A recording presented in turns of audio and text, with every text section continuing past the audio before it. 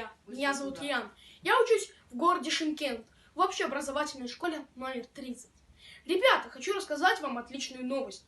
Недавно я проходил тестирование на сайте Каблет, чтобы узнать свои интеллектуальные возможности в 4 направлениях, а именно мое критическое, коммуникационное, креативное и коллаборационное.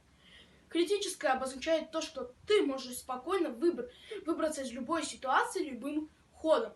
Коммуникационное обозначает то, что ты можешь спокойно найти общий язык с другим человеком. Креативное обозначает то, что ты можешь спокойно придумать любую идею. Коллаборационное обозначает то, что ты спокойно можешь работать в команде. Ребята, я уже на 100% уверен, и я на 100% знаю, насколько я успешен и где мне стоит развивать свои навыки. А главное, ребята, то, что ты тоже можешь узнать свои интеллектуальные возможности. Тебе всего лишь должно быть 10 или 11 лет.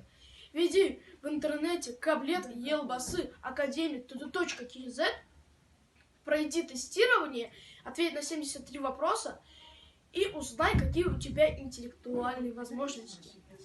Удачи! Твое будущее в твоих руках.